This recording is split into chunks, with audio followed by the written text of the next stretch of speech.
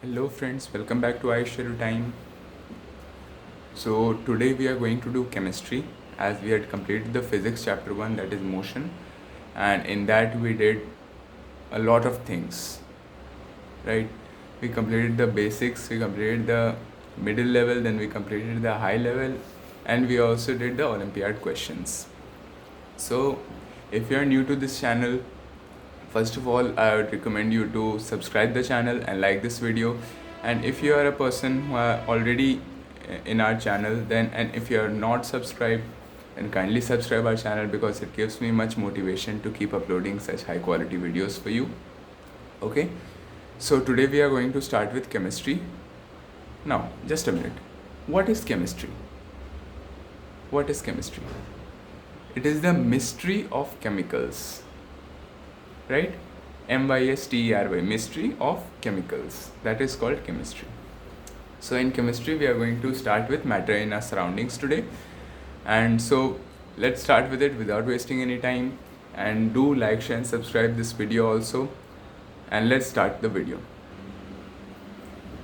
So let's start with chemistry, right? Basically, matter in our surroundings. पहले topic को समझते हैं क्या. We are living in the world.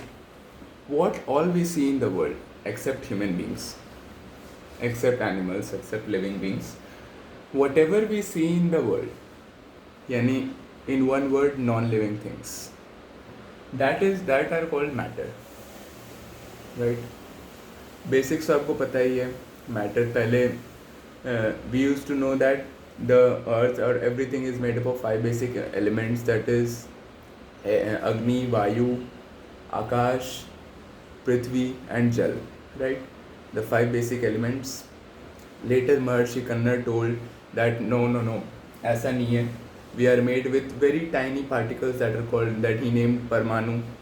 Then later more and more scientists came and they refined this idea to give the final description of an atom and then the molecule and various stages of it.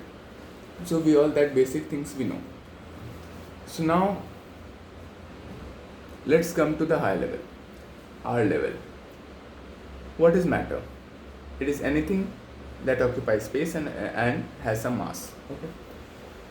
Now we know that elements, compounds and mixtures are there. Everything are made up of them only. What are elements? What are elements? These are the simplest form of matter which cannot be divided into more simpler forms by any physical or chemical means. Element को अगर तोड़ना है तो तुमको उसके लिए physical और chemical से तो काम नहीं चलेगा, तुमको उसके लिए न्यूक्लियर मीन्स लगाना पड़ेगा, राइट? तो ये एलिमेंट्स हो गए. कंपाउंड्स क्या होते हैं? Compounds are those forms of matter which are made up of 2 or more elements combined in a fixed ratio by mass, by volume, combined in a fixed ratio by mass, जो चलता है. So वो compounds हो गए. Mixtures unfixed ratio, कैसे भी मिला दो. चीनी पानी, 1 गिलास पानी में तुम 2 चम्मच चीनी भी मिला सकते हो, 1 गिलास पानी में तुम 5 चम्मच चीनी भी मिला सकते हो. That is called mixture. No fixed ratio. ये 3 बेसिक हो गए. उसके बाद अब let's come to the physical states. ये सारे तो हम उसके क्लासिफिकेशन देख लिया हमने मैटर का. अब let's come to physical states. Physical states में सॉलिड, लिक्विड, गैस, ये 3 तो बेसिक सबको पता है. आगे भी चलते हैं. 5 होते हैं जो हमें पढ़ना है. Physical states of matter. Physical states matter के फिजिकल स्टेट्स. पहला सॉलिड, सबको पता है. दूसरा लिक्विड, ये भी सबको पता है. तीसरा गैस, ये भी सबको पता है. चौथा, अगर पता है तो बहुत बढ़िया, नहीं पता है तो अभी जान लो, प्लाज्मा होता है चौथा. और 5वां बोस आइंस्टाइन कंडेंसेट. बहुत लंबा नाम है.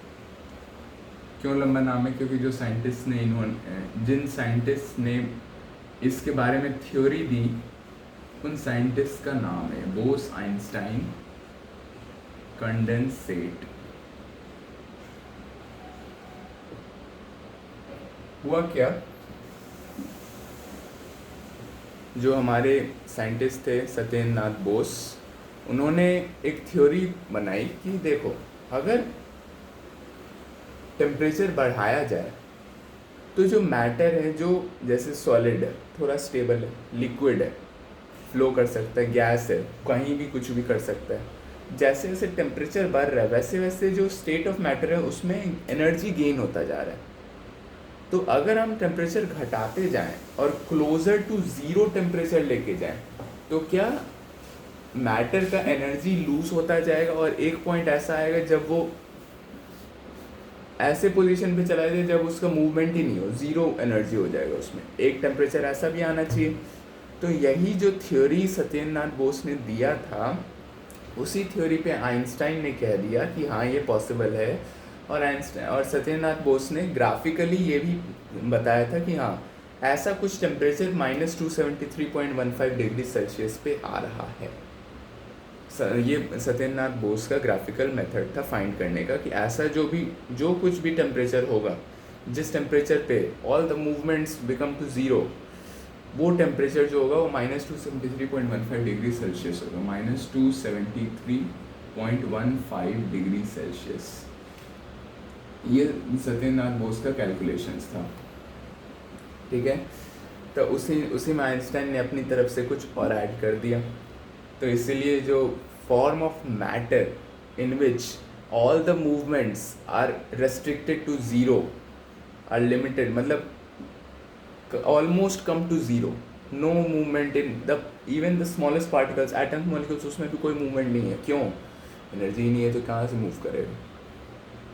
एनर्जी ही नहीं है तो मूव कहाँ से करेगा? तो वो टेम्परेचर सत्येंद्र नाथ बोस ने कहा था -273.15 डिग्री सेल्सियस। और इसी टेम्परेचर को स्टैंडर्ड जो मतलब साइंटिस्ट जो यूज़ करते हैं टेम्परेचर स्केल, उसमें कह दिया गया 0 केल्विन, यानी कि it is the zero temperature. उससे कम टेम्परेचर पॉसिबल ही नहीं है। क्यों नहीं पॉसिबल? साइंटिस्ट ने कुछ सोचा होगा ना, तभी कहा होगा कि उससे कम टेम्परेचर ही पॉसिबल नहीं है। क्यों नहीं पॉसिबल है भाई? क्योंकि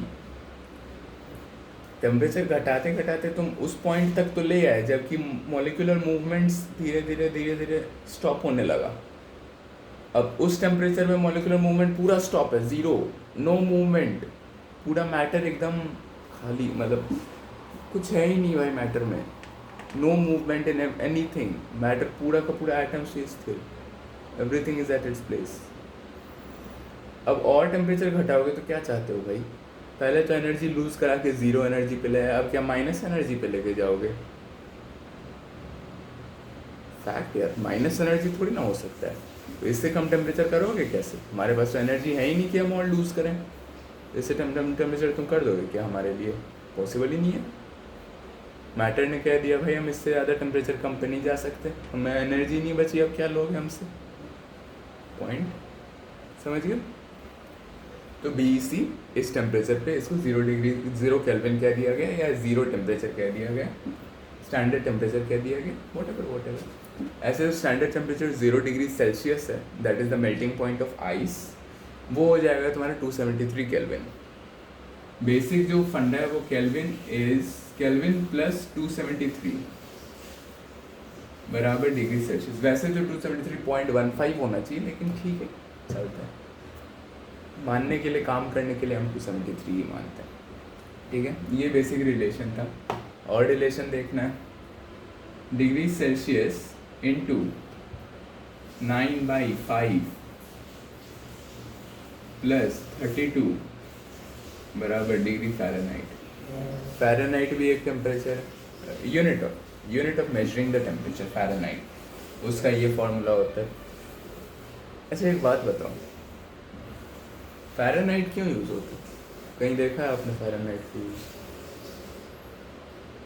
अच्छा, जब हम थर्मामीटर लगाते हैं, in that whatever, for example, if I have the temperature as 97 degree as in the thermometer, so we say that 97 degree Celsius है, then 97 degree Celsius is something which is approaching to 100 degree Celsius, और हमें ये भी पता है 100 degree Celsius पे water boil कर जाता है। तो ऐसा थोड़ी ना हमारे बॉडी का टेम्परेचर हो सकता है कि वाटर अंदर का ब्लड ही पूरा बॉईल कर जाए, दैट इज़ नॉट पॉसिबल, इतना भी ज़्यादा टेम्परेचर हो नहीं सकता।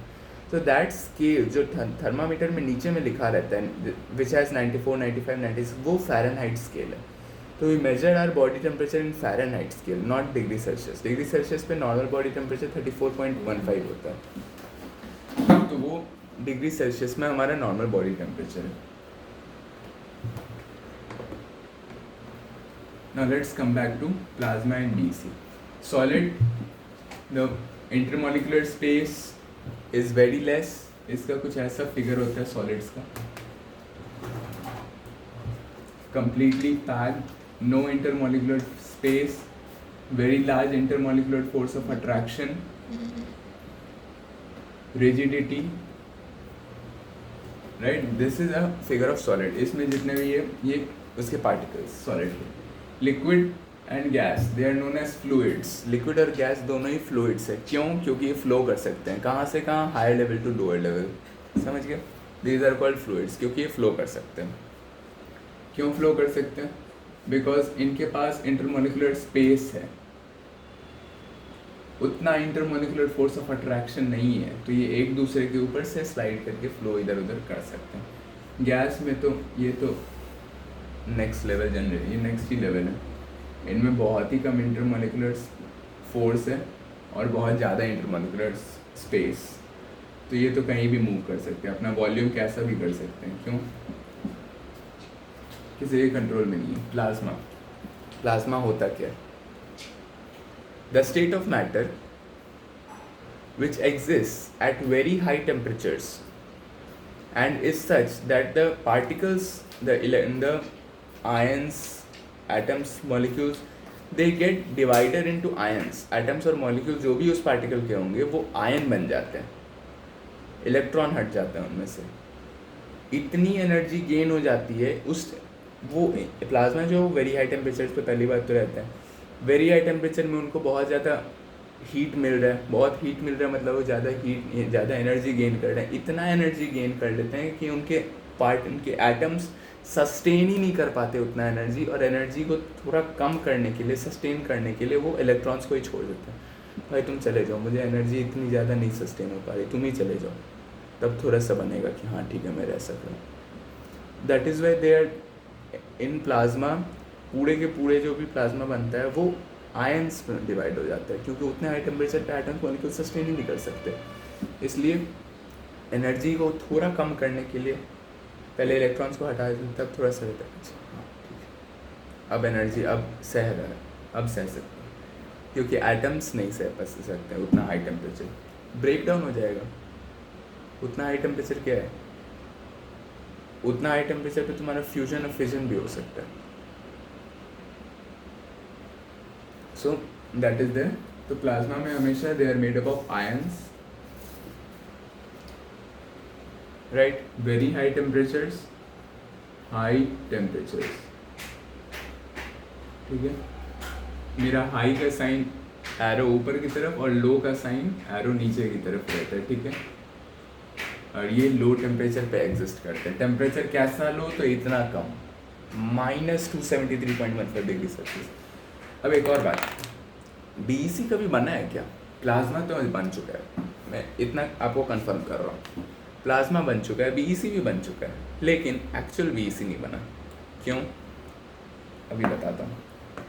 बेसिकली प्लाज्मा तो तुम टेम्परेचर तो कैसे भी करके दे सकते हो, सन ही के अंदर फेंक दो मैटर को, प्लाज्मा बन जाएगा। क्यों? क्योंकि सन खुद ही प्लाज्मा है। सन में इतना हीट है कि वो मैटर को अपने आप ब्रेक डाउन करके आयंस में डिवाइड कर सकता है। Plasma, all the stars are made up of plasma. क्यों? क्योंकि उनका टेम्परेचर बहुत हाई है, that is they are made up of plasma. उसके अंदर कोई मैटर ही नहीं सर्वाइव कर सकता, मैटर कोई सस्टेन ही नहीं कर सकता इतने हाई टेम्परेचर्स में। That is all the stars are made up of plasma. तो प्लाज्मा तो है भाई, इस वर्ल्ड में प्लाज्मा है। बीईसी है क्या? नो। अगर होगा भी तो हमारे ऑब्जर्वेबल यूनिवर्स से बाहर है। क्यों? क्योंकि अभी तक यूनिवर्स में ऐसा इतना ठंडा कोई भी जगह ही नहीं है। हर एक सोलर सिस्टम है, सोलर सिस्टम में 1 स्टार रहता है, 1 से 2, ज़्यादा से ज़्यादा बहुत स्टार हो सकते हैं, लेकिन मिनिमम तो 1 स्टार तो रहता ही है हर एक सोलर सिस्टम में। तो टेम्परेचर इतना कम भी नहीं हो सकता किसी एक सोलर सिस्टम की वहाँ पे बीईसी का फॉर्मेशन हो जाए। अगर हो भी जाएगा तो हमें कैसे पता कि बीईसी का प्रॉपर्टीज़ क्या है? प्लाज्मा तो हम घर में बैठ के नहीं, सॉरी घर में नहीं, लैब में जा कर के, किसी बड़े लैब में हम इतना हीट प्रोवाइड कर दें, इतना हीट प्रोवाइड करते हैं कि वो प्लाज्मा पर तो बन सकता है, लेकिन क्या हम बीईसी बना सकते हैं? नहीं, प्योर बीईसी नहीं बन सकता, बिकॉज वो temperature 0 degree, 0 temperature is not, 0 temperature भी तुम अचीव नहीं कर सकते। क्यों? अभी साइंस उतना डेवलप नहीं हुआ। वैसे 3 लोगों ने ट्राई किया था बीईसी बनाने का, एंड दे वर वर्नल, ठीक है, और 3 थे, वर्नल, कॉलमैन, ऐसे ही करके थे। 3 लोगों ने ट्राई किया था to make BC, and they could go up to, मतलब they went up to 2 या 3 केल्विन, वो भी 3 केल्विन तक का ही बना पाए, उससे कम तो वो जा ही नहीं पाए, मतलब 0 केल्विन तक वो नहीं पहुंच पाए। उन्होंने कुछ भी चाहा, कितना भी कूल कर दिया, लेकिन फिर भी रिसेंट का ये कॉलमैन, वर्नल एंड कर्नल, ये 3 थे, ठीक है, इनको नोबेल प्राइज़ भी मिला है। क्यों? बीसी बनाने के लिए। लेकिन कैसा बीसी बनाया? 3 केल्विन का, क्योंकि 0 केल्विन पे जाना ही नहीं पॉसिबल, क्योंकि वो ऐसा टेम्परेचर है जहाँ की मैटर अपना पूरा मूवमेंट रेस्ट्रिक्ट कर देता है।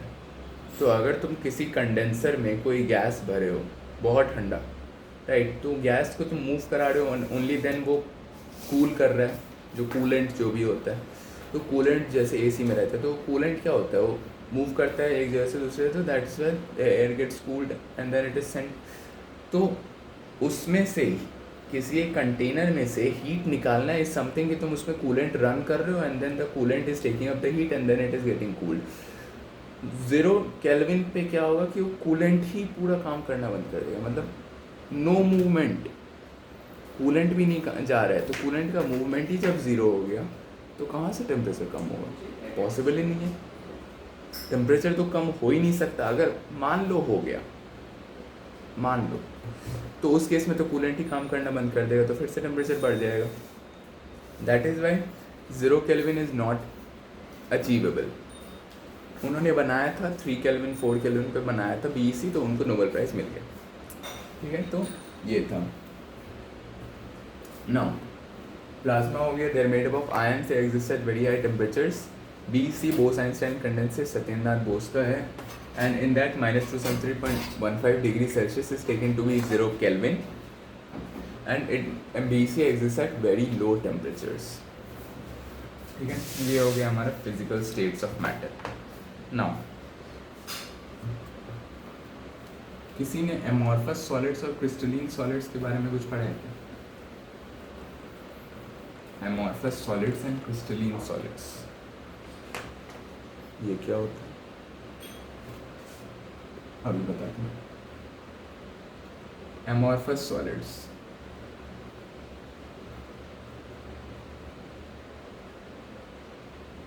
एमॉर्फस सॉलिड्स बेसिकली ये वो सॉलिड्स हैं जो कि बहुत धीरे धीरे ही सही लेकिन फ्लो कर सकते हैं। ये वो सॉलिड्स हैं जो कि फ्लो कर सकते हैं, कहाँ से कहाँ, from a high level to a lower level, ये एमॉर्फस सॉलिड्स हुए। Now second are crystalline solids. Basically देखो होता क्या है, जैसे ग्लास, अगर कोई 200 साल पुराना कोई बिल्डिंग है अंग्रेज का, तुम देखोगे उसका ग्लास जो है वो ऊपर से ऐसा हो जाता है, मतलब ग्लास जो उनका रहता है वो ऐसा हो जाता है। क्यों? आखिर लगाया तो ऐसा ही ग्लास होगा, लेकिन धीरे धीरे धीरे वो ग्लास ऐसा हो जाता है। क्यों? क्योंकि ऊपर के जो पार्टिकल्स है वो ग्रेविटी के इन्फ्लुएंस में नीचे बहुत धीरे धीरे ही सही, क्योंकि सॉलिड है, सॉलिड तो है भाई, सॉलिड तो रहेगा ही, लेकिन धीरे धीरे वो पार्टिकल्स जो फ्लो करके ग्रेविटी के इन्फ्लुएंस में नीचे आते जाते हैं, तो जो ऐसा शेप रहता है वो धीरे धीरे ऐसा हो जाता है। तो जो बहुत पुरानी बिल्डिंग्स हैं उनमें ऐसा ग्लास रहेगा अंग्रेज के समय में। तुम जा कर के देखो किसी चर्च में जो वो बनाए होंगे, तो उसमें ग्लास जो है वो ऐसा हो गया होगा, अगर रिनोवेट नहीं हुआ है तो, ठीक है। वैसा किसी बिल्डिंग में, हॉन्टेड पैलेस में जा कर के देखोगे तो तुमको मिल जाएगा वैसा glass. So that is why these solids are amorphous solids, जो कि फ्लो कर सकते हैं. क्यों? क्योंकि उतना इंटरमोलिकुलर फोर्स ऑफ अट्रैक्शन नहीं है.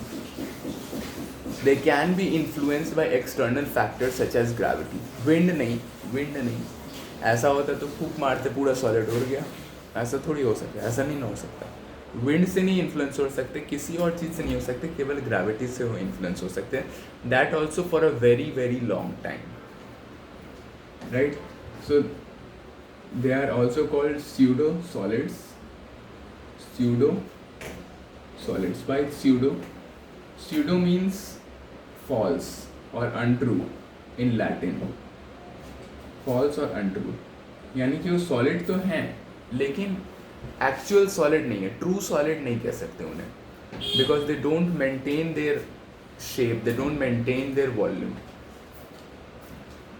शेप वो मेंटेन नहीं करते, वॉल्यूम तो ठीक है, वॉल्यूम तो मेंटेन करेंगे, शेप नहीं मेंटेन कर सकते.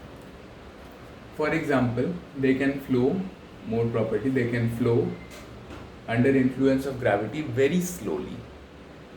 ठीक है?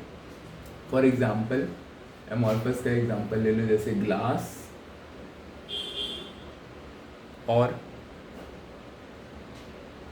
प्लास्टिक्स, वो भी फ्लो कर सकते हैं.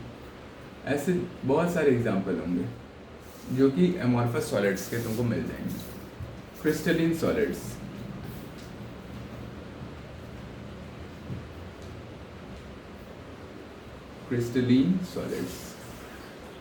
क्रिस्टल्स, हार्ड, कठोर, नाम सुनने से ही लग रहा है फिट है boss. Crystalline solids can not flow, पहली बात कैन नॉट फ्लो. दूसरी बात ट्रू सॉलिड्स,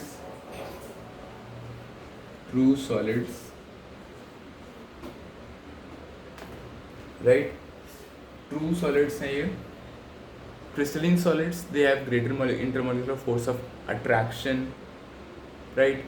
वो फ्लो नहीं कर सकते. उनको तुम कितने भी सालों तक, 1000-2000 साल भी रखोगे तो ऐसे हैं तो ऐसे ही रहेंगे, वो फ्लो होके ऐसे नहीं हो जाएंगे. अगर ग्लास को तुम अभी बनाए, ग्लास को तुम 3000 AD में देखोगे तो ग्लास वुड बी लाइक, पहले तो ऐसा रहेगा, धीरे धीरे ऐसा हो जाएगा, राइट? ऊपर का सारा नीचे आ जाएगा उसका मॉलिक्यूल्स, और फिर ये पूरा का पूरा ग्लास ही ऊपर से नीचे आ जाएगा. तो मतलब विंडो जो पहले बना हुआ था वो विंडो पूरा खाली, anybody can go inside outside. ऐसे होते हैं ये अमॉर्फस सॉलिड्स. क्रिस्टलिन में ऐसे रखोगे 1000 साल 2000 साल के बाद भी ऐसे ही रहेंगे. ठीक है? फॉर एग्जाम्पल इनके तो बहुत एग्जाम्पल्स हैं, मेटल्स एट्सेट्रा. मेटल्स में ही बहुत सारे आ गए. ठीक है? तो ये हो गया अमॉर्फस एंड क्रिस्टलिन सॉलिड्स. अब let's talk about evaporation. Conversion of states of matter भी देख लें एक बार. Come on. Solid,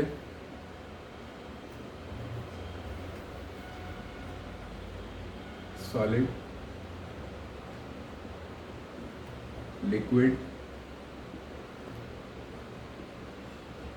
gas. ठीक है? सॉलिड टू लिक्विड कौन सा, ये मेल्टिंग कहलाता है या फ्यूजन. मेल्टिंग या fusion. Solid to liquid. Liquid to gas होगा boiling. I am coming to evaporation. मैं भी समझ रहा हूँ आप क्या बोलना चाह रहे हो कि सर इवेपोरेशन क्यों नहीं. इवेपोरेशन भी है, लिक्विड टू गैस का ही एक प्रोसेस है, लेकिन वो कन्वर्जन ऑफ स्टेट कंप्लीटली नहीं होता है इवेपोरेशन में. वो केवल सरफेस फिनोमेना है. Boiling bulk phenomena. बॉइलिंग. अब liquid to solid freezing. Gas to liquid condensation.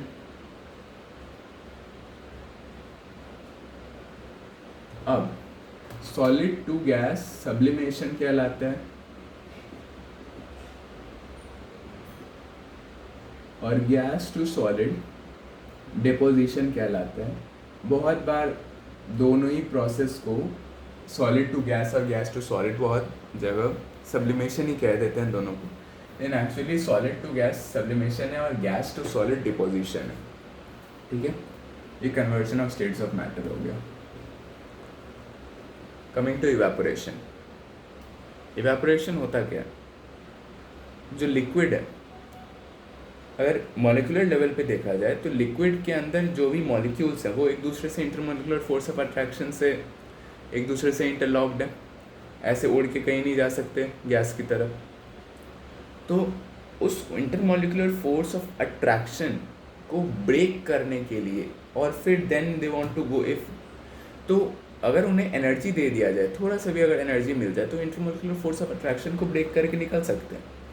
That is Y वो एनर्जी लेकिन वो एनर्जी केवल सरफेस वाले ब्रेक करके निकल सकते हैं। क्यों? क्योंकि देखो, अगर ये कंटेनर है, राइट, यहाँ पे कुछ मॉलिक्यूल्स हैं, ये सरफेस है वाटर का, लेट्स से,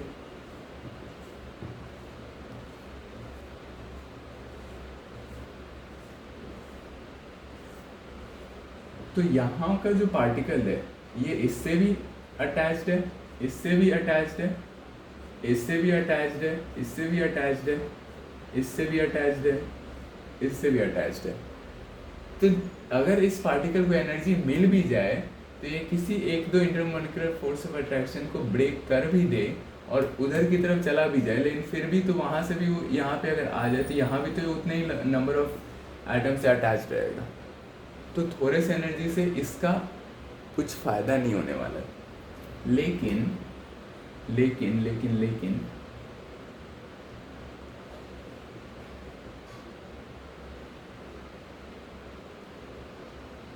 अगर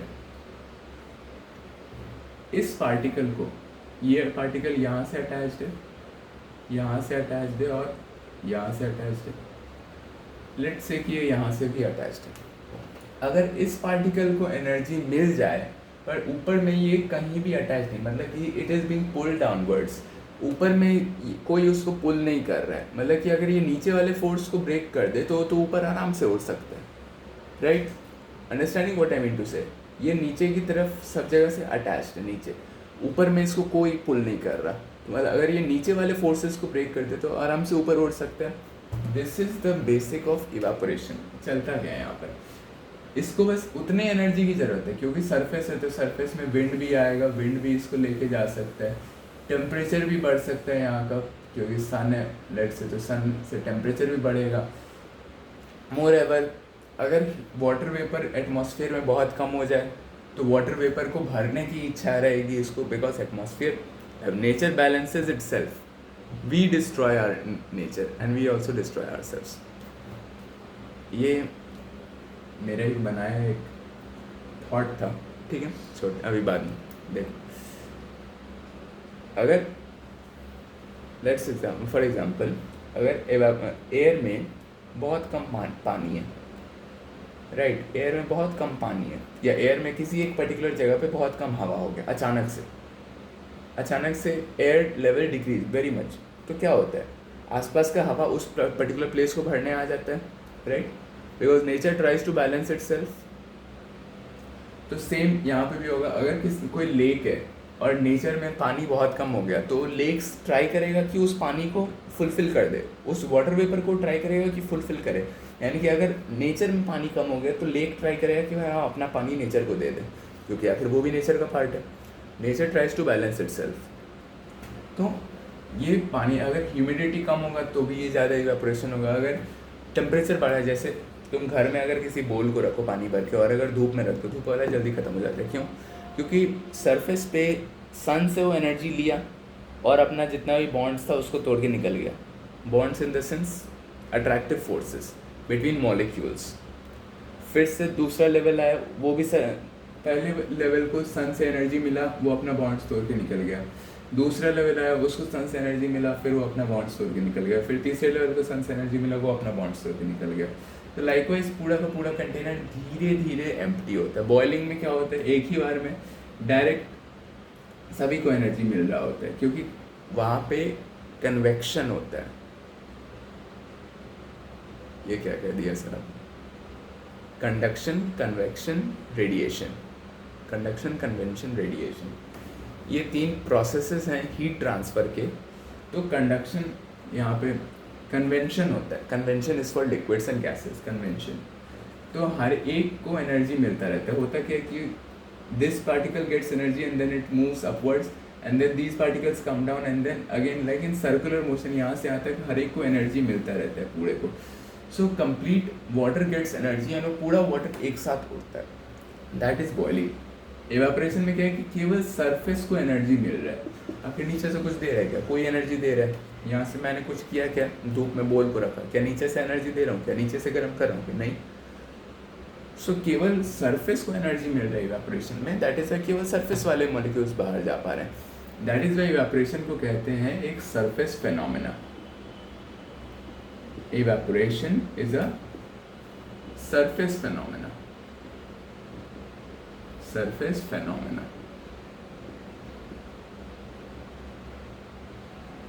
ठीक है। Boiling is a bulk phenomena. Boiling जो है वो बल्क फेनोमेना है, bulk phenomena, right. Now evaporation पे डिपेंड, किस चीज पे डिपेंड करता है? टेम्परेचर बढ़ेगा तो इवेपोरेशन ही बढ़ेगा।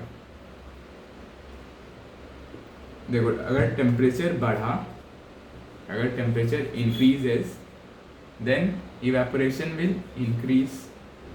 टेम्परेचर अगर बढ़ा तो इवेपोरेशन बढ़ेगा। अगर सरफेस एरिया बढ़ा, surface area in the sense तुम एक ग्लास में पानी भर के रख दो और एक ग्लास पानी ज़मीन पे छीट दो, यू विल सी दैट ज़मीन वाला जल्दी इवेपोरेट कर जाएगा और ग्लास वाला थोड़ा सा बहुत ही कम हुआ रहेगा उस पर्टिकुलर टाइम पे। मतलब क्या है कि अगर तुमने सरफेस एरिया बढ़ा दिया लिक्विड का तो उसका रेट ऑफ इवेपोरेशन, क्योंकि इतना बड़ा सरफेस हो गया, राइट, अब उतने बड़े सरफेस पे greater number of molecules present हो सकते हैं। अभी क्या है, ग्लास के अंदर केवल इतना सही सरफेस है, इतने सही नंबर ऑफ मॉलिक्यूल्स एक साथ उड़ पाएंगे। देन सरफेस एरिया अगर बढ़ा है तो ग्रेटर नंबर ऑफ मॉलिक्यूल्स एक साथ उड़ पाएंगे, so that is why greater speed of evaporation होगा, तो रेट ऑफ इवेपोरेशन बढ़ जाएगा। तो सरफेस एरिया अगर बढ़ा तो रेट ऑफ इवेपोरेशन भी बढ़ेगा। अगर ह्यूमिडिटी बढ़ा, ह्यूमिडिटी अगर बढ़ गया यानी कि इवेपोरेशन नेचर में खुद ही कम पानी है, यानी कि अगर ह्यूमिडिटी लेट से घट गया, ह्यूमिडिटी घट गया तो रेट ऑफ इवेपोरेशन बढ़ गया, यानी कि इनवर्सली प्रोपोर्शनल। मेरे इन साइंस का मतलब समझ रहे हो ना? Directly proportional, inversely proportional. समझिए, एक घटा तो एक बढ़ा, एक बढ़ा तो दूसरा भी बढ़ा, एक बढ़ा तो दूसरा भी बढ़ा। ठीक है। तो अगर टेम्परेचर बढ़ा तो इवेपोरेशन भी बढ़ेगा, सरफेस एरिया बढ़ा तो इवेपोरेशन भी बढ़ेगा, ह्यूमिडिटी बढ़ा तो इवेपोरेशन घट जाएगा, ह्यूमिडिटी घटा तो इवेपोरेशन बढ़ जाएगा, इनवर्सली प्रोपोर्शनल। नाउ अब आते हैं, और अगर विंड स्पीड पे भी डिपेंड करते हैं, विंड पे भी डिपेंड करता है। क्यों? हवा आएगी, पानी को लेके चली जाएगी। ठीक है। गाना बहुत है, गाने पे अभी नहीं जा रहे, अभी पढ़ाई पे आते हैं। विंड, हवा आएगी, पानी को एनर्जी देगी, अपना काइनेटिक एनर्जी, पानी को लेके चली जाएगी। समझ गए क्या चल रहा है? तो विंड, अगर विंड बढ़ा तो इवेपोरेशन बढ़ा। समझ गए? परफेक्ट। ना आगे बात करते हैं, क्या है अब आगे? बहुत कुछ है, अभी तो चैप्टर शुरू ही हुआ है। क्या है आगे? What is triple point? Triple point ये क्या होता है? ट्रिपल पॉइंट क्या होता है? रुक जाओ, अभी बताता हूँ ट्रिपल पॉइंट क्या होता है. ट्रिपल पॉइंट भी होता है, राइट. क्रिटिकल टेम्परेचर भी होता है. पहले क्रिटिकल टेम्परेचर के बारे में बात करें फिर ट्रिपल पॉइंट पे जाएंगे. क्रिटिकल टेम्परेचर क्या होता है? लिक्विड है, हीट कर रहे हो, बहुत बढ़िया भाई. गैस बना दिया, गैस को भी हीट कर दो, ठीक है. प्लाज्मा बना दी, बहुत बढ़िया, मान गए तुम लोग. गैस को कूल करना चाहो, ठीक है, कूल करो, क्या दिक्कत है. गैस भरो, टेम्परेचर घटाओ, प्रेशर बढ़ाओ, कूल हो जाएगा, ठीक है. टेम्परेचर को स्टेबल रख दिया हमने, केवल प्रेशर दिए जा रहे हैं, फिर भी ठीक है, कूल हो जाएगा. लेकिन वो टेम्परेचर कम होना चाहिए भाई. अगर तुम चाहोगे कि 1000 डिग्री सेल्सियस पे, 2000 डिग्री सेल्सियस पे पानी को तुम नहीं, वाटर वेपर 2000 डिग्री सेल्सियस पे तुम चाहोगे कि वाटर वेपर को पानी बना दें, 2000 डिग्री सेल्सियस पे तुम हाथी को ही बुला लो, 1000 हाथी को भी तुम प्रेशर लगा दो, फिर भी नहीं पानी बनेगा. क्यों भाई? एक पर्टिकुलर टेम्परेचर होता है, उस टेम्परेचर से ज़्यादा अगर तुमने टेम्परेचर रखा, यानी कि अगर एक पर्टिकुलर अमाउंट से ज़्यादा तुमने हीट प्रोवाइड कर रहे हो, उससे ज़्यादा टेम्परेचर बढ़ा रहे हो, देन तुम इन्फिनिट प्रेशर भी लगा दोगे, then also you can not convert a vapour into its liquid form. मेरे कहने का मतलब क्या हुआ? मैंने कहा कि अगर तुम टेम्परेचर बढ़ाए जा रहे हो, एक पर्टिकुलर पॉइंट के बाद अगर तुम टेम्परेचर करोगे तो इन्फिनिट प्रेशर लगाने के बाद भी तुम उस पर्टिकुलर गैस को लिक्विड में कन्वर्ट नहीं कर सकते हो. अगर उस पॉइंट के नीचे टेम्परेचर हुआ तो फिर तुम प्रेशर की मदद से, केवल प्रेशर की मदद से तुम उसको लिक्विफाई कर सकते हो. अगर टेम्परेचर उससे ज़्यादा हो गया तो केवल प्रेशर से तुम उसको लिक्विफाई नहीं कर सकते. That is called critical temperature. Water का 643.18 डिग्री सेल्सियस है क्रिटिकल टेम्परेचर. देख लेते हैं क्रिटिकल पॉइंट या critical temperature, right. Critical temperature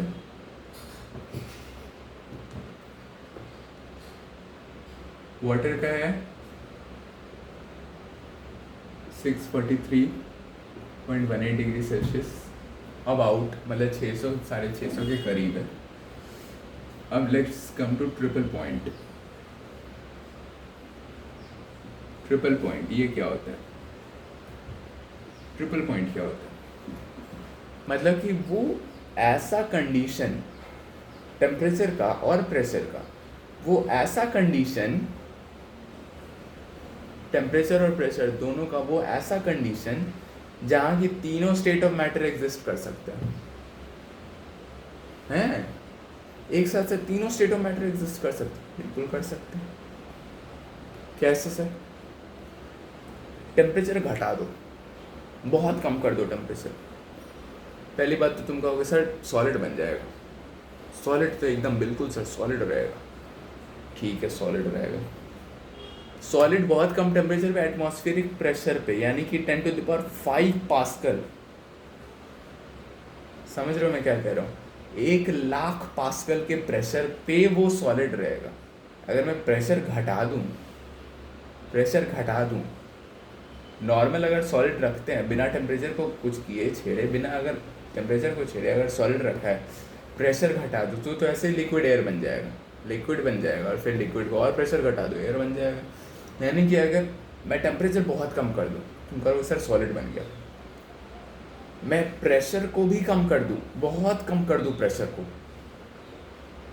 तो सर सॉलिड तो फिर लिक्विड बन जाएगा. और अगर बहुत कम प्रेशर होगा तो एयर भी बन जाएगा. लेकिन टेम्परेचर बहुत कम है तो भाई कुछ अंश तो सॉलिड का भी बचेगा. मतलब कि वो पर्टिकुलर कंडीशन टेम्परेचर का और प्रेशर का जहाँ की तीनों state of matter, solid, liquid, gas एक साथ एग्जिस्ट कर सकते हैं, that is called triple point. Got it? बहुत बढ़िया. वाटर के लिए क्या है? वाटर के लिए है ट्रिपल पॉइंट, प्रेशर जो होना चाहिए, प्रेशर होना चाहिए भाई 4 mm of Hg, 4 mm Hg 4.58 होता है वैसे, और टेम्परेचर होना चाहिए 0.01 डिग्री सेल्सियस। इतने टेम्परेचर पे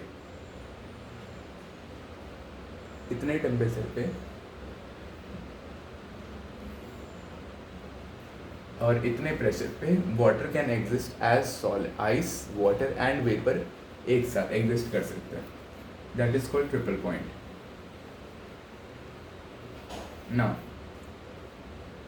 late us come to further. अब एमॉर्फस और क्रिस्टलाइन सॉलिड्स हम देख लिए, तो अब प्रॉपर्टीज पे आ जाते हैं और गैस लॉज पे आ जाते हैं। What are gas laws? Gas laws क्या है? द गैस लॉज वो गैस किसी पर्टिकुलर टेम्परेचर, प्रेशर या मोल्स या किसी और चीज़ के इन्फ्लुएंस में गैस कैसे रिएक्ट करता है, उन सारे गैस के रिएक्शंस के, या गैस कैसे उस पर्टिकुलर चेंजेस पे क्या गैसेस में फिजिकल चेंज आता है, उसको स्टडी करने के लिए गैस लॉज का यूज़ होता है। पहले बात तो हम मोल्स पढ़ लेते हैं। मोल्स क्या होता है? Number of moles.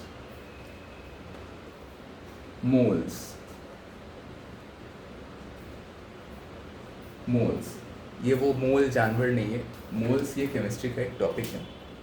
देखो जैसे मैं कहूँ डजन का मतलब आप क्या समझोगे? 12। अ डजन एग्स 12 अंडे। A dozen cycles 12 cycles. वैसे अगर मैं कहूँ 1 डजन साइकिल्स तो मतलब 12 साइकिल्स। 1 मोल साइकिल्स मतलब 6.023 into 10 to the power 23, या बहुत लोग इसे 6.022 into 10 to the power 23 cycles. मतलब अगर नंबर में लिखूँ 6022 वो 20 बार 0 हो जाएगा, 20 टाइम्स। इतना लंबा नंबर, इतना बड़ा नंबर, यानी कि उतने number of cycles.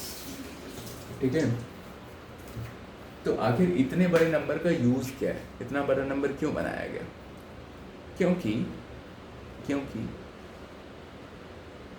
What ever happens molecular level पे वो इसी नंबर के बेसिस पे होता है, इसी नंबर के यूनिट्स में होता है। मतलब अगर कहें कि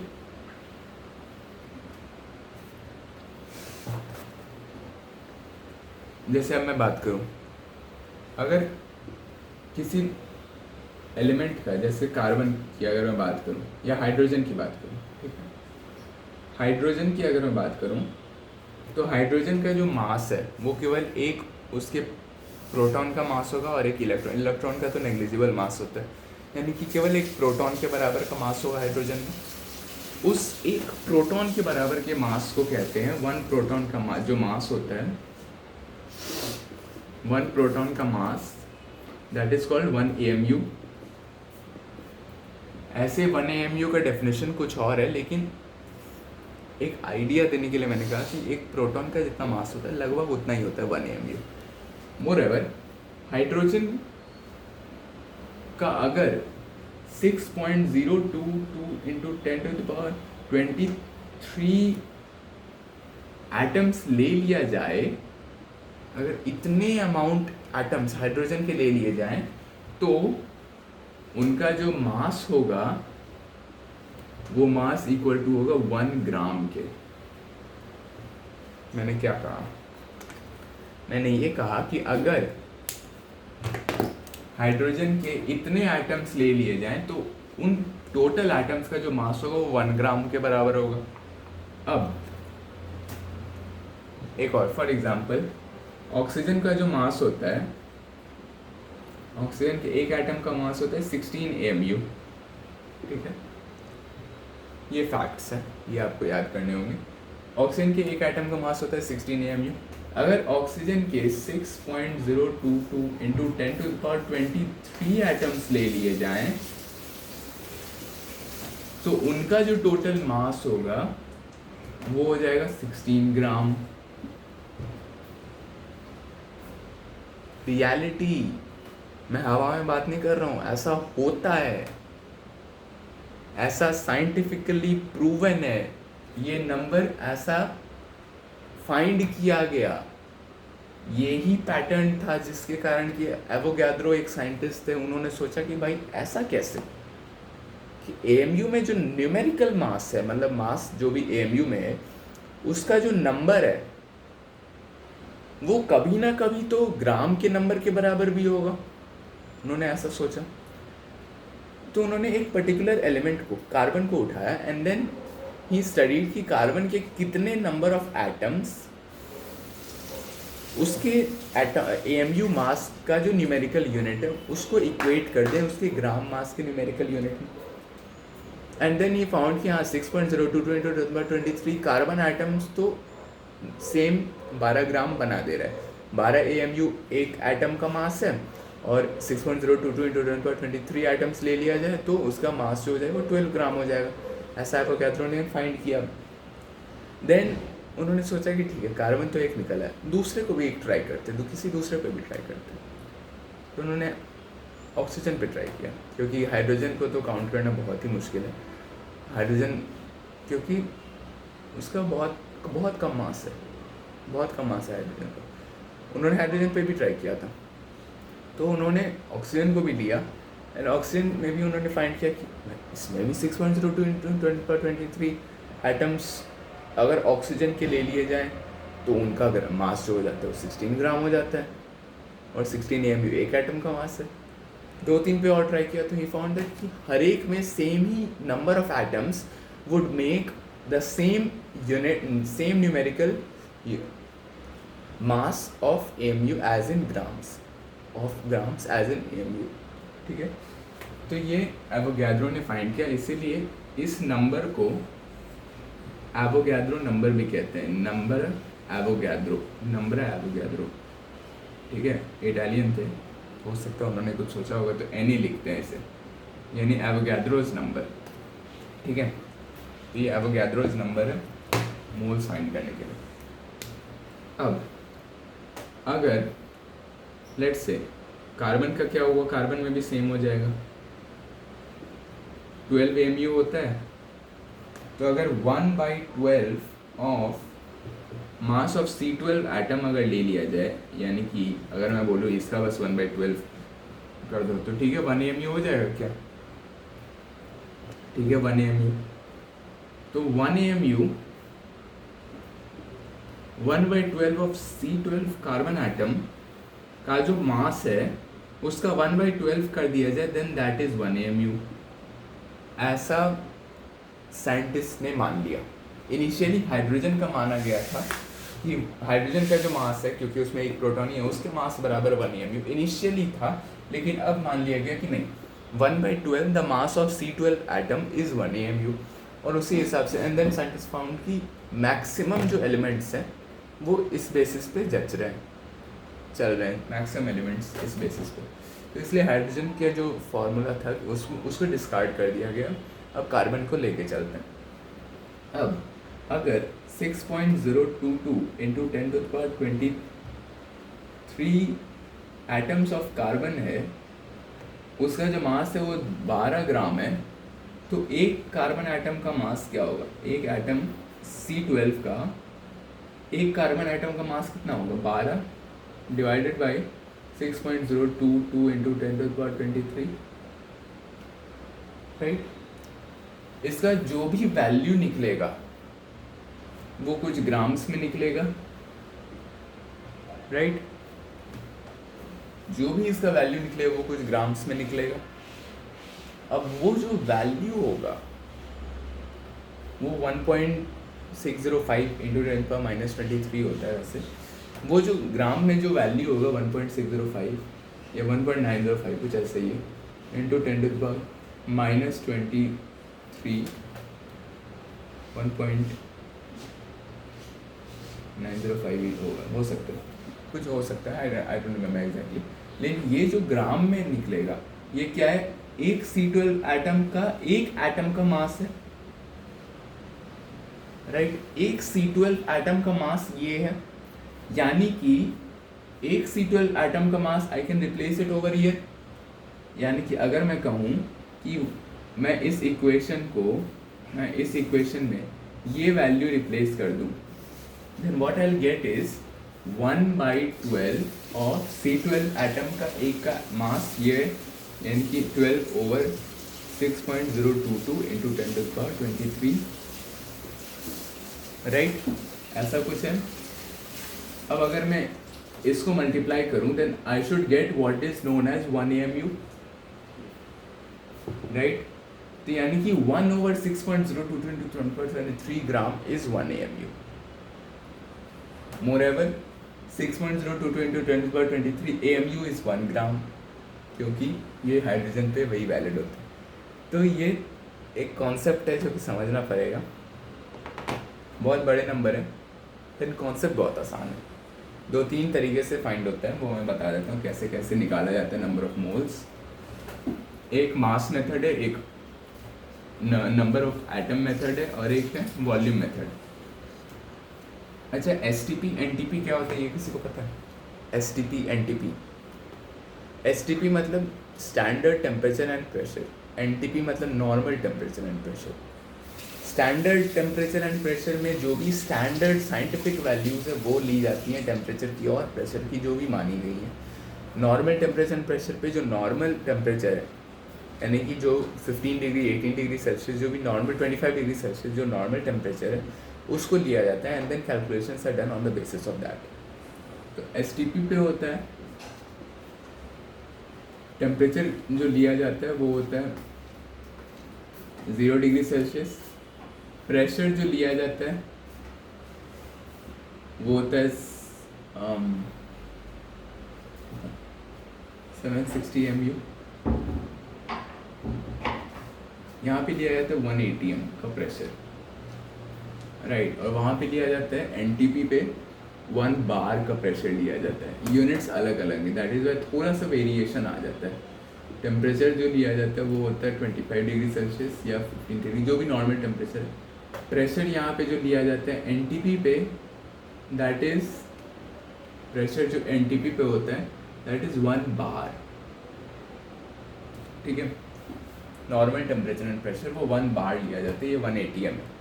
और इस पे जो वॉल्यूम आता है किसी भी गैस का, हर एक गैस का इस पर्टिकुलर टेम्परेचर प्रेशर पे सेम वॉल्यूम आता है, क्या, दैट इज 22.4 लीटर। और NTP पे हर एक गैस का सेम वॉल्यूम आता है, but that is 22.7 litre. Variation जो 0.3 लीटर का वो थोड़ा सा टेम्परेचर बेस्ड है, लेकिन मैक्सिमम जो है वो प्रेशर बेस्ड ही रहता है, क्योंकि 1 ATM इज इक्वल टू 1.013 बार। ये प्रेशर के 2 यूनिट्स है जिनका कि कंपैरिजन है। तो ये STP NTP है ना। First of all come on to mass. कैसे मास से, गिवन मास से हम कैसे नंबर ऑफ मोल्स निकालें। फॉर एग्जांपल अगर मैं बोलूँ कि 16 ग्राम है O2 का, राइट, कितने मोल्स हुए? तो O2 का पहले मैं मॉलिक्यूलर मास निकालूंगा, and that I will get as 32 gram of O2, ठीक है, 32 ग्राम ऑफ O2। तो 2 ट्वाइस यानी कि O प्लस O, 2 एटम है, 2 एटम है, एक एटम का मास 16 होता है ऑक्सीजन में, तो 2 एटम का कितना होगा, 32 AMU, राइट। 32 AMU इसका मॉलिक्यूलर मास है। अब we saw कि अगर X मोल्स हुए, राइट, तो जैसे अगर मैं बोलूँ कि अगर 2 ग्राम है हाइड्रोजन एटम, तो हाइड्रोजन एटम का 1 मोल में 1 ग्राम होगा, क्योंकि इसका मॉलिक्यूलर मास जो है वो 1 AMU है।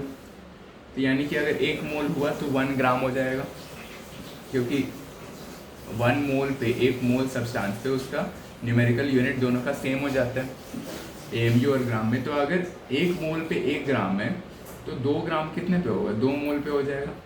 तो लाइकवाइज यही जो कॉन्सेप्ट है ये अप्लाई होता है कि अगर 32 एएमयू है, राइट, तो एक देखो 32 ग्राम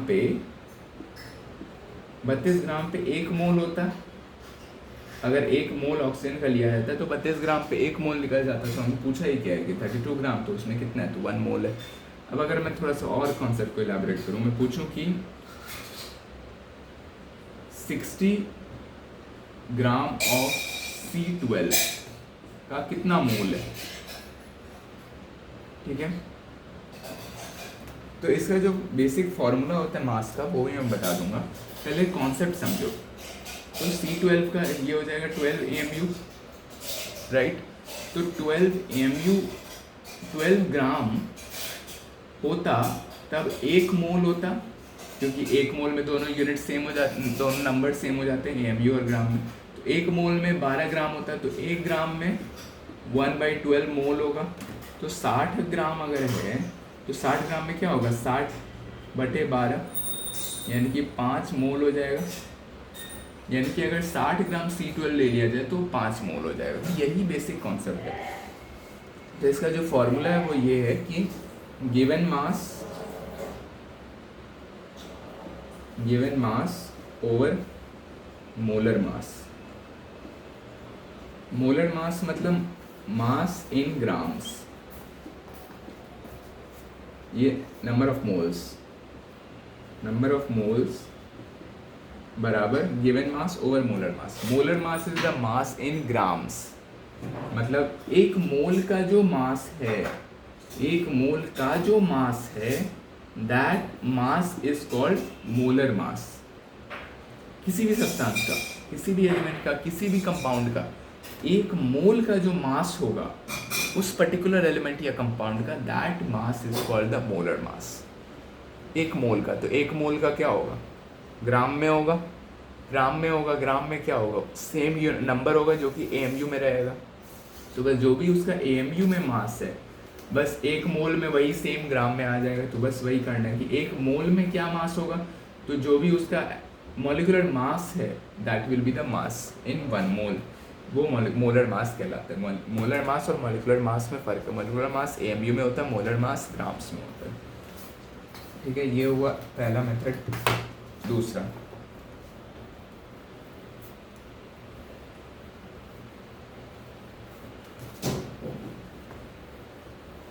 दूसरा क्या, एक और मेथड होता है, इनफैक्ट अभी 2 और मेथड है। क्या मेथड है,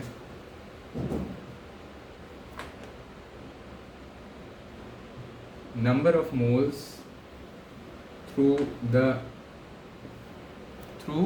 whatever is the number of atoms given। यानी कि अगर मैं कहूँ कि मेरे पास 12.044 × 10⁻23 एटम्स ऑफ H2 हैं ऑफ C12, राइट। तो फाइंड करो कितने मोल्स है मेरे पास। अब हमें ये पता है कि किसी भी सब्सटेंस का 6.022 × 10⁻23 एटम्स 1 मोल होता है।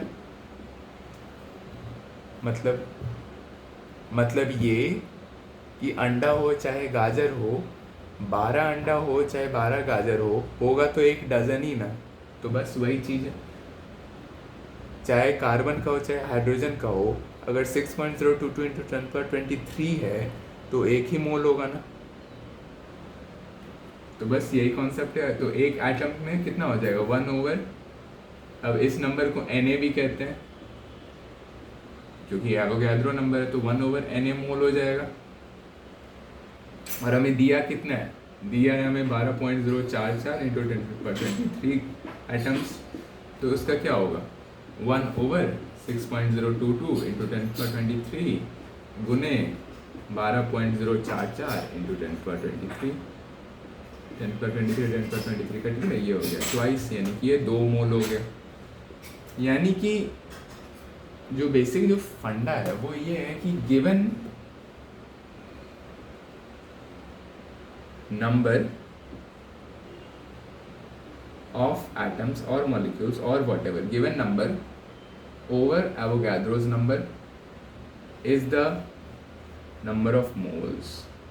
ठीक है, given number over Avogadro's number is the number of moles. ठीक है, डन। अब तीसरा तरीका वो वॉल्यूम तरीका है।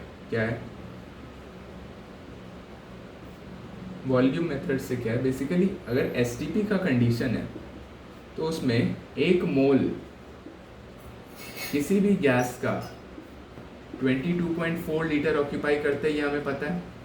अभी जस्ट मैंने बताया, क्या बताया मुझे नहीं समझ आया, फिर से बता देता हूँ। एसटीपी पे स्टैंडर्ड टेम्परेचर प्रेशर पे 1 मोल किसी भी चीज का 22.4 लीटर ऑक्यूपाई करता है। किसी भी चीज का 22.4 लीटर ऑक्यूपाई करता है। ठीक है, अब इसको उस चीज से मत कंपेयर करना कि अंडा इतना छोटा होता है तो 1 मोल अंडा यानी 12 अंडा अगर ले लिया जाए तो एक ही कैरेट में अटेगा, एक कैरेट आधा कैरेट में अटेगा, और अगर इतना गाजर ले लिया जाए 12 तो एक ट्रे में अटेगा। वो चीज़ नहीं है यहाँ पे। यहाँ पे बहुत बहुत अलग चीज़ है। यहाँ पे एटम का साइज इतना इतना भी हो सकता है और एक एटम का साइज इतना इतना भी हो सकता है। ठीक है, तो अगर उसका 1 मोल होगा तो भी वो 22.4 लीटर ही ऑक्यूपाई करेगा, और इसका 1 मोल होगा तो भी वो 22.4 लीटर ही ऑक्यूपाई करेगा। क्यों बताऊं? अगर जैसे बहुत क्लोज है मेटल है, जैसे कोई एटम्स बड़े बड़े, टेम्परेचर तो 0 डिग्री सेल्सियस ही है, यानी कि हो सकता है वो थोड़ा सा फैले 0 डिग्री तक पहुंचने में, थोड़ा सा एनर्जी गेन हो, लेकिन इतना एनर्जी गेन नहीं हो जाएगा कि वो एकदम मतलब ओवरफ्लो ही कर जाए, इतना वॉल्यूम बढ़ जाए, क्योंकि अब उसका भी मेल्टिंग पॉइंट बहुत हाई है। क्योंकि अगर उसका एटम बड़ा है, इंटरमोलिकुलर फोर्स बड़ा है, तो उसका भी मेल्टिंग पॉइंट बहुत हाई है, यानी कि उसका मूवमेंट उतना नहीं होगा, यानी कि 22.4 लीटर ठीक है बन जाएगा। गैस उसका मेल्टिंग पॉइंट कम है, यानी कि 0 डिग्री सेल्सियस में वो बहुत एनर्जी गेन करके फैल जाए, यानी कि अगर एक दूसरा गैस तुम डाले हो, अगर 1 मोल का जो भी वैल्यू हो वॉल्यूम हो वो फैल करके 0 डिग्री सेल्सियस पे 22.4 लीटर बना देगा। इसीलिए, लेकिन एक और कॉन्सेप्ट है कि केवल गैसेस में वैलिड है, सॉलिड्स की हम बात नहीं कर सकते। लीटर सॉलिड को नापने के लिए होता है क्या? लीटर सॉलिड को नापने के लिए होता है क्या? नहीं ना। लिक्विड में भी नहीं चलता है ये कॉन्सेप्ट जो है वॉल्यूम का, एसटीपी एनटीपी का, वो लिक्विड में भी नहीं चलता, केवल गैस में चलता है। तो इसीलिए बहुत बार बच्चों को लगता है कि बहुत कुछ नया है, ये अचानक से क्या आ गया, इतना इतना सारा STP NTP, mole, number of mole, molar mass, molecular mass, अचानक से क्या हो गया? अचानक से इसलिए आ गया क्योंकि एनएससीजेएस देना है। ठीक है, तो मोलर मास जो है वो 1 मोल गैस का जो भी वॉल्यूम होता है हमेशा ये गैस में वैलिड होगा, कभी भी इसे लिक्विड सॉलिड से मत कंपेयर करना, वरना तुम तो कॉन्सेप्ट ही भुला दोगे। बस 1 मोल गैस है 22.4 लीटर, 1 मोल गैस का हमेशा एसटीपी पे 22.4 लीटर वॉल्यूम होता है। तो अगर हमें पता है कि 22.4 लीटर 1 मोल गैस का होता है, तो अगर 1 लीटर है तो 1/22.4 होगा मोल। तो अगर तुम्हें कुछ दे दिया कि लेट्स से किसी भी गैस का x लीटर है, तो उसका मोल कितना होगा? x/22.4 मोल होगा। बस यही है क्या? गिवन वॉल्यूम ओवर 22.4, एसटीपी के कंडीशन में number of moles, number of moles.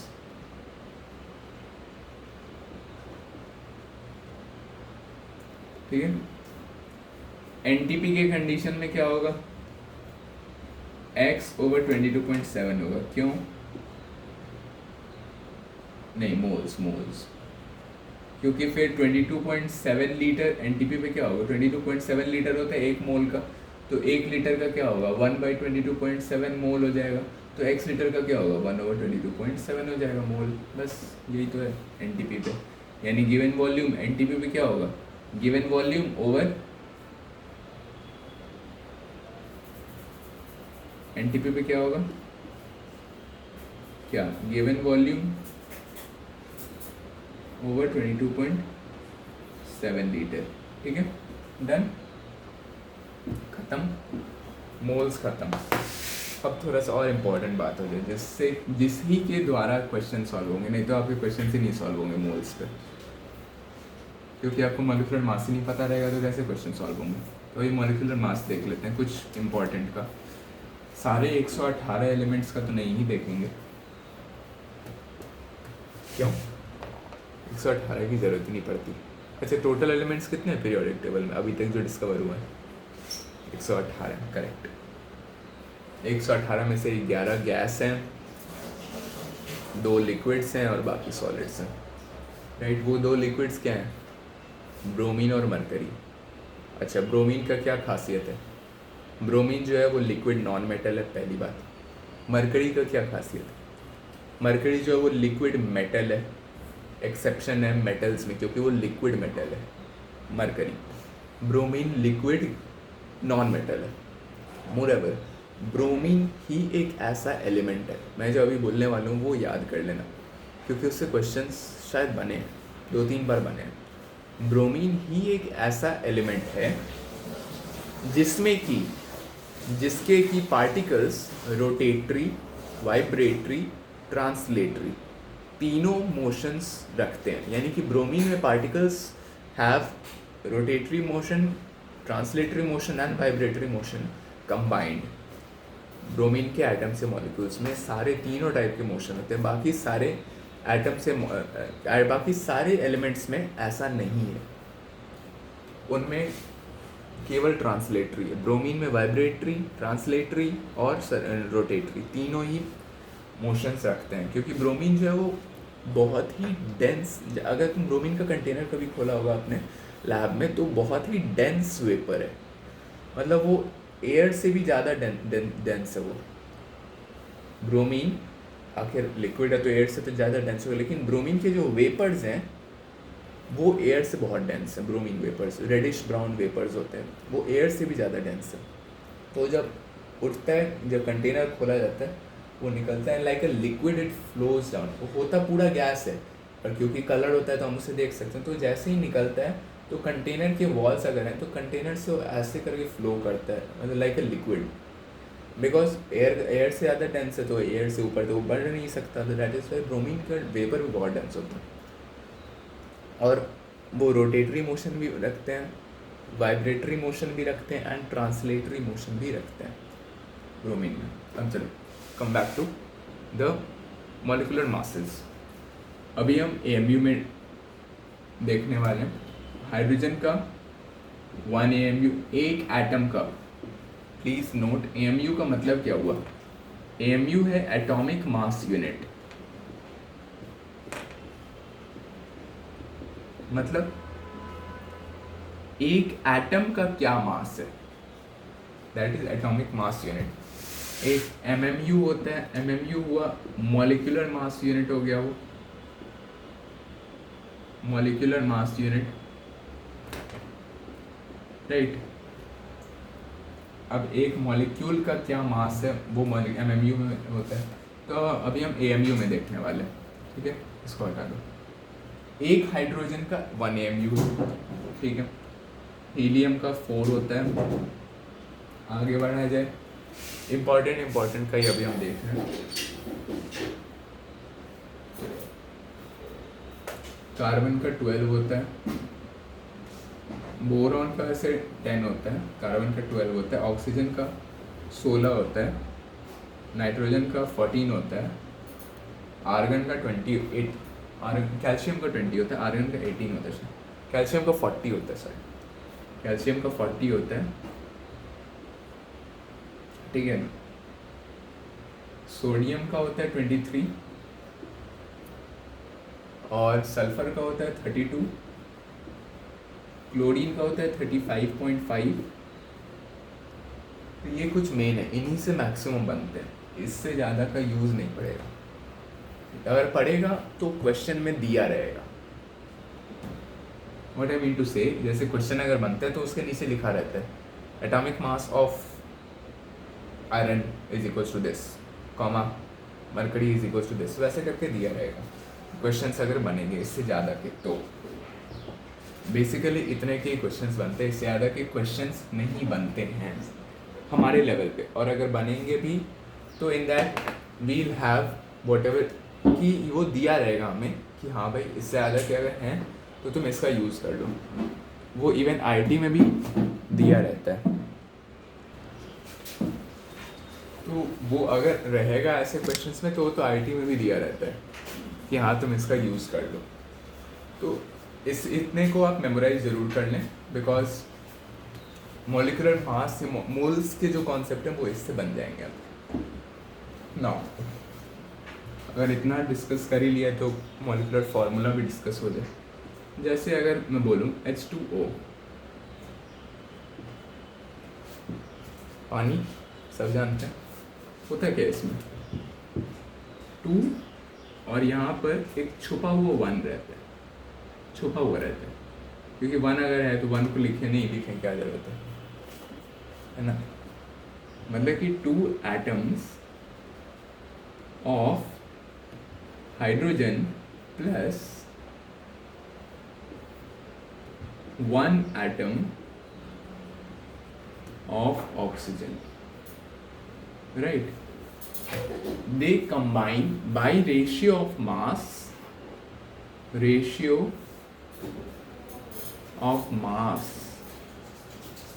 they combine by ratio of mass to form H2O, यानी कि पानी। रेशियो ऑफ मास होता है, यानी कि अगर मैं कहूँ 2 एटम्स ऑफ हाइड्रोजन, यानी कि 2 इसका मास होगा,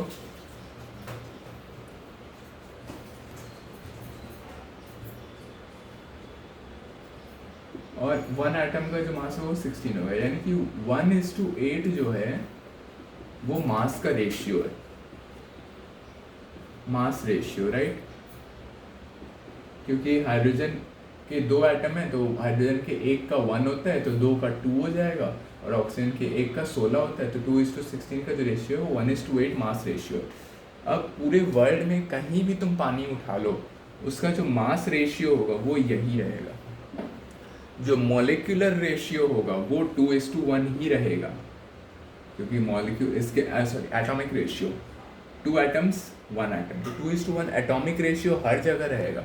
1:8 जो मास रेशियो वो हर जगह रहेगा, चाहे तुम कहीं से भी पानी उठा लो, पूरे वर्ल्ड के किसी भी कोने से पानी उठा लो, डिस्टिल्ड वाटर होना चाहिए बस, ठीक है।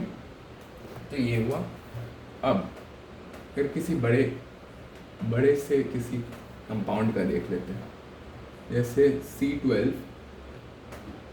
C12H22O11 क्या होता है ये, CONH2 ट्वाइस, ये सब ऑर्गेनिक केमिस्ट्री के कुछ कंपाउंड्स हैं। C12H22O11 कॉमनली कॉल्ड शुगर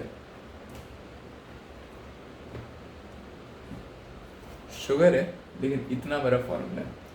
होता क्या इसमें, आप देखो 12 एटम किस चीज़ के, कार्बन के, 22 एटम किस चीज़ के, हाइड्रोजन के, और 11 एटम किस चीज़ के, ऑक्सीजन के। इतने मिलते हैं तब जाके शुगर बनता है। मास रेशियो क्या, इसका वॉल्यूम एटॉमिक रेशियो क्या हुआ, 12:22:11, यानी कि CH और O का 12:22:11 का रेशियो। अब अगर मैं कहूँ कि इसका तुम बनाओ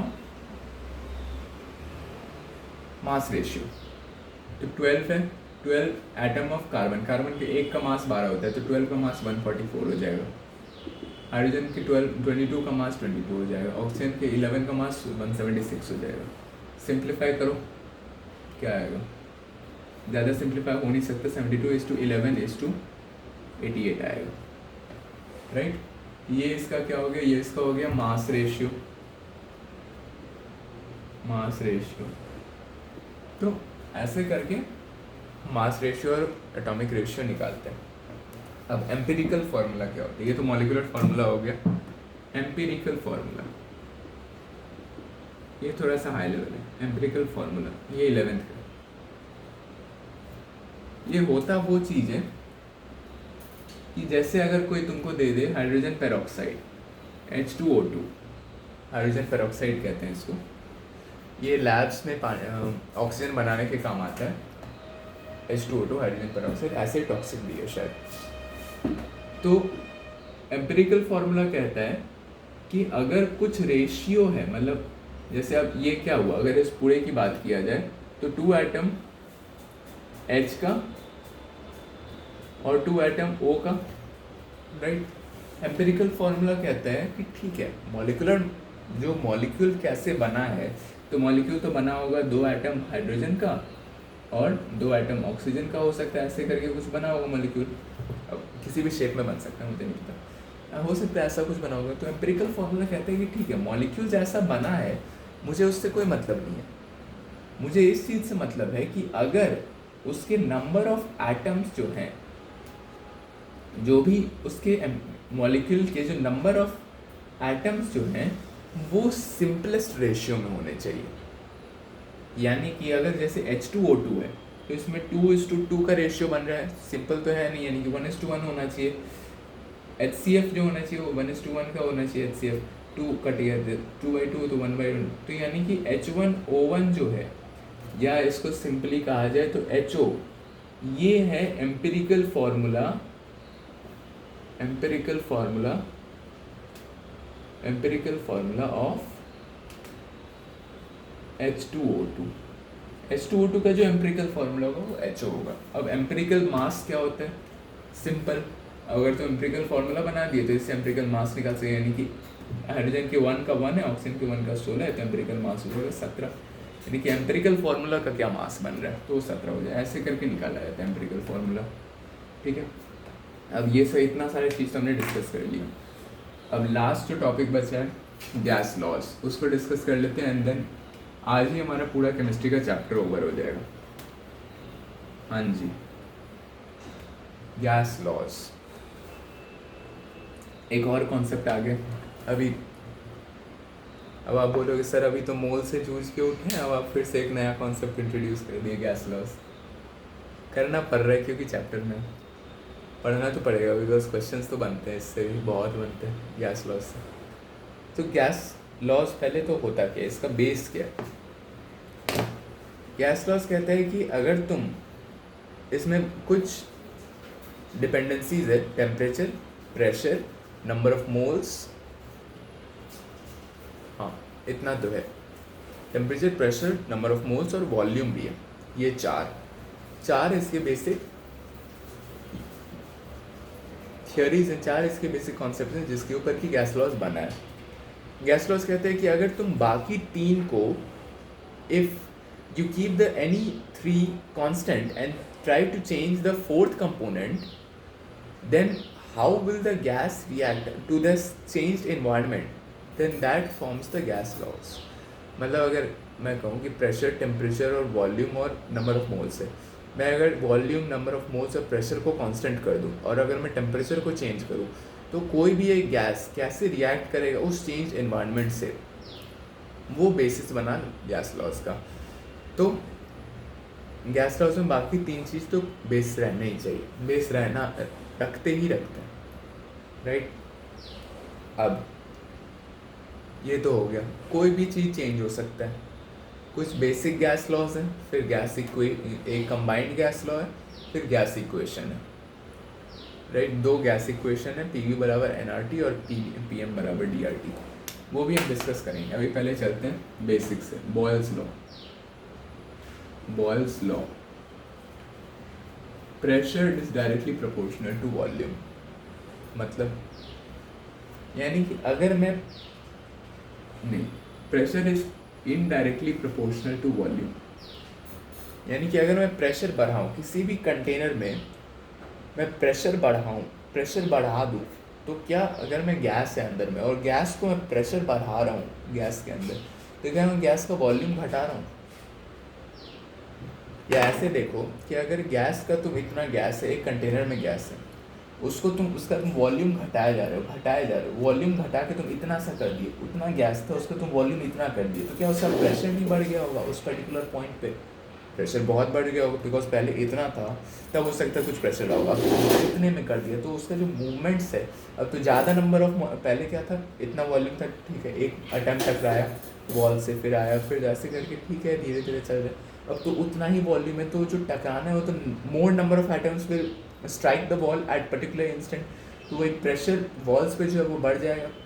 अगर वॉल्यूम तुमने घटा के इतना सा कर दिया तो प्रेशर बढ़ जाएगा गैस उस पर्टिकुलर वॉल्यूम में। तो बस यही कॉन्सेप्ट था बॉयल्स लॉ का। तो अगर प्रेशर, अब अगर डायरेक्टली प्रोपोर्शनल साइन है, अगर प्रोपोर्शनैलिटी को हटाया जाता है तो हमेशा एक कांस्टेंट आ जाता है।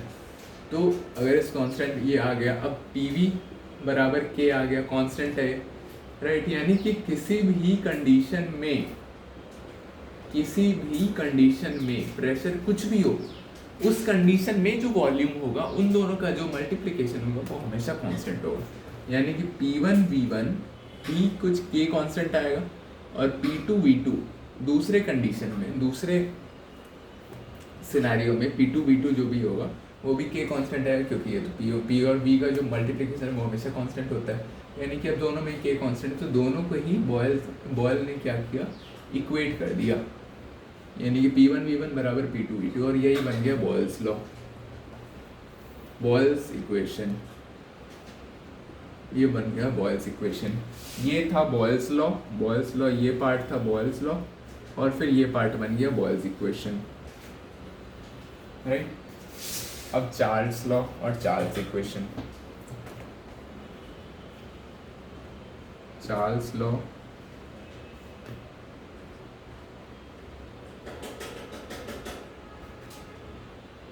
चार्ल्स लॉ, चार्ल्स लॉ कहते हैं कि अगर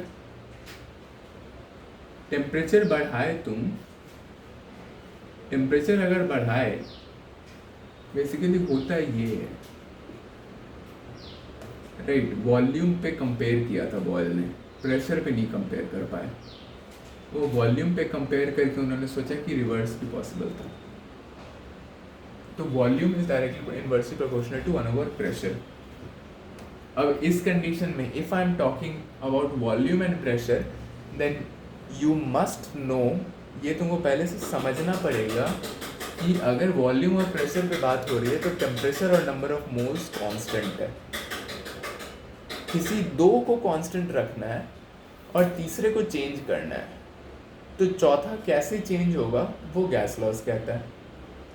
अब अगर तुम टेम्परेचर, वॉल्यूम, अगर तुम टेम्परेचर बढ़ा दिए, गैस है उसको तुम फ्री छोड़े हुए, ठीक है, तुम कहीं भी जा सकते हो, गैस में अगर तुम हीट किए जा रहे हो, हीट किए जा रहे हो, तो एनर्जी गेन कर, एनर्जी गेन करके क्या होगा, वो स्प्रेड आउट होगा, क्योंकि एनर्जी गेन करेगा तो इंटरमोलिकुलर फोर्स को ब्रेक करते हो और दूर फैलेगा। और गैस में क्या होता है कि वो वॉल्यूम तो इन्फिनिट का इन्फिनिट ले सकता है, बाकी सॉलिड लिक्विड का वॉल्यूम स्टेबल रहता है, लेकिन गैस में क्या हो, तो वॉल्यूम अपना कभी बढ़ा सकता है।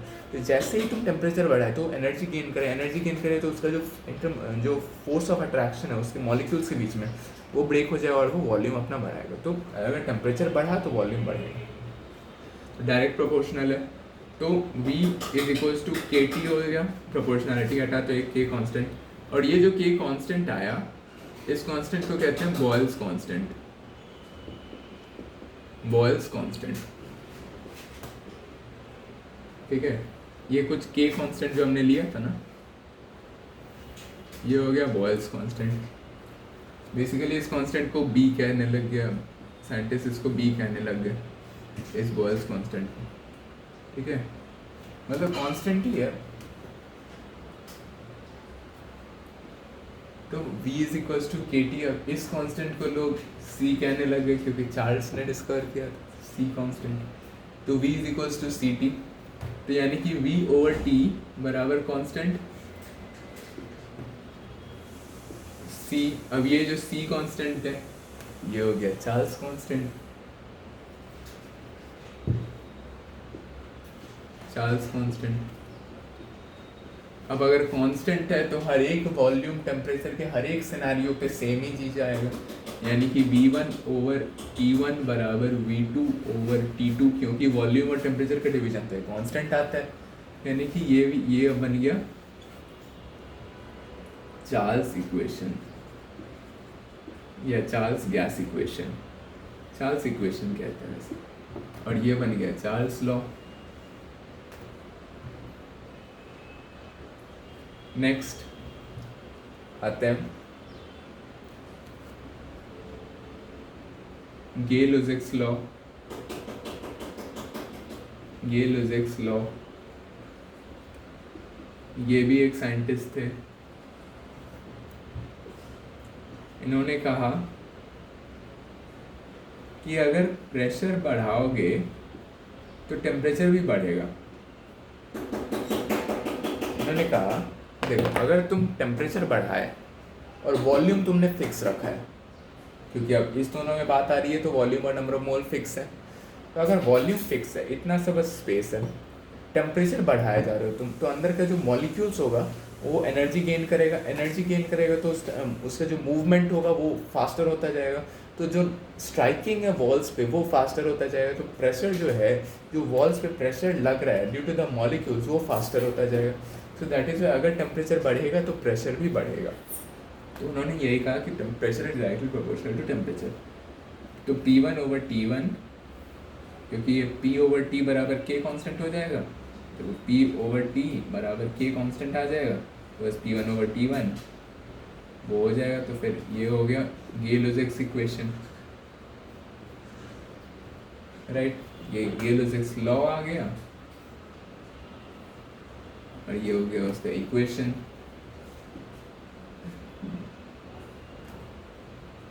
गे-लुज़िक्स इक्वेशन, ठीक है। तो साइंटिस्ट राइट, मैंने चीज़ डिस्कवर की है, मेरा नाम चलेगा दुनिया में, तुम क्या कर लो। हम बाकी दुनिया भी कह रही ठीक, जब आप ही ने डिस्कवर किया, हमारा क्या अधिकार है, रख लो अपना ही नाम रखो। पानी का नाम पानी मत रखो, जिसने पानी डिस्कवर किया उसका नाम रख दो। पानी नहीं पिएंगे हम, उसका नाम पिएंगे। आजकल के साइंटिस्ट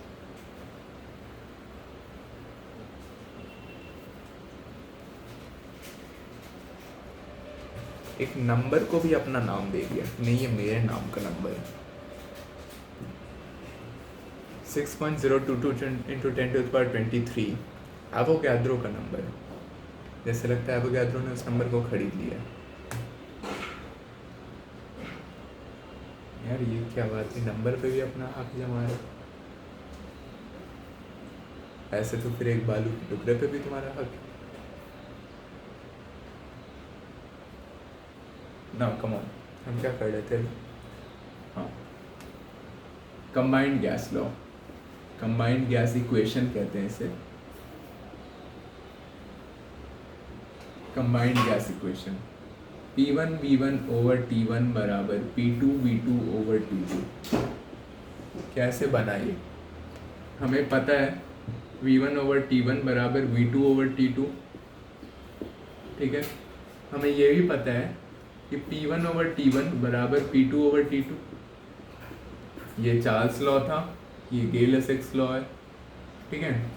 तो अब किया क्या इन्होंने T1 ओवर T2 का जो यहाँ पे क्या हुआ, इसी में से, क्योंकि उन्होंने देखा कि वॉल्यूम जो है वो चार्ल्स लॉ क्या था, टेम्परेचर बढ़ा तो वॉल्यूम बढ़ा।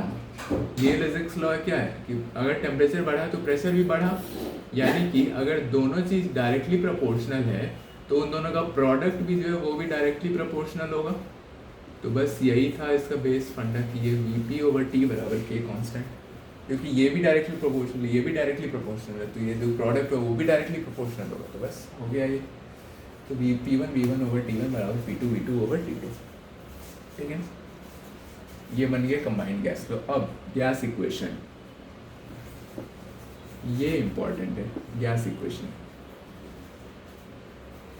PV बराबर nRT, यहाँ की ये है प्रेशर राइट, ये है वॉल्यूम, ये है नंबर ऑफ मोल्स, ये कांस्टेंट है, आर जो है वो एक कांस्टेंट है, और ये टेम्परेचर। ये आखिर ये इक्वेशन का यूज़ क्या है? इक्वेशन कहता है कि अगर तुमको कोई भी तीन चीज़ पता है, pressure, volume, number of mole और टेम्परेचर में से कोई भी तीन चीज़ पता है, तो तुम चौथा चीज़ फाइंड कर सकते हो इस इक्वेशन से। और आर का जो वैल्यू होता है वो होता है 0.0821। बहुत बार इस वैल्यू को 1/12 मान के भी काम किया जाता है, ठीक है। तो ऐसे कर, ये आर का बेसिकली वैल्यू है, कैलकुलेट भी करोगे तो यही आएगा पॉइंट। चलो कैलकुलेट करके देख लेते हैं। 0.0 फिर 0 फिर 0, अब ये क्या हुआ 896 4, फिर 0 के बदले ये आ गया, इसमें यहाँ पे 3 आ जाते हैं, थोड़ा सा तो चेंजेस आएगा ही, तो ये हो जाएगा 36, फिर 4 आए, तो ऐसे करके 3 थोड़ा सा, लेकिन एक्चुअल वैल्यू 0.0821 है। काम करने के लिए 1/12 भी मान लिया जाता है क्योंकि 0.8 ही आ रहा है, ठीक है। ऐसे भी 0.8 का हो, ऐसे भी 0.8 का हो, चलता है 0.08। तो काम करने के लिए 1/12 मान लिया जाता है आर की वैल्यू, लेकिन एक्चुअली में जो वैल्यू है वो यही चीज़ है 0.021। एक और गैस इक्वेशन है, वो है PM बराबर DRT, मतलब प्रेशर, डेंसिटी,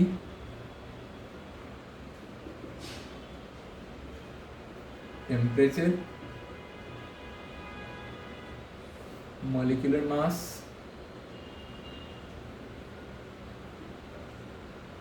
मास, ठीक है। और ये आर तो वही सेम 0.0821 ही रहेगा। आखिर ये बना क्यों? देखो, P बराबर N/V/RT था, ऐसा लिख सकते हैं क्या?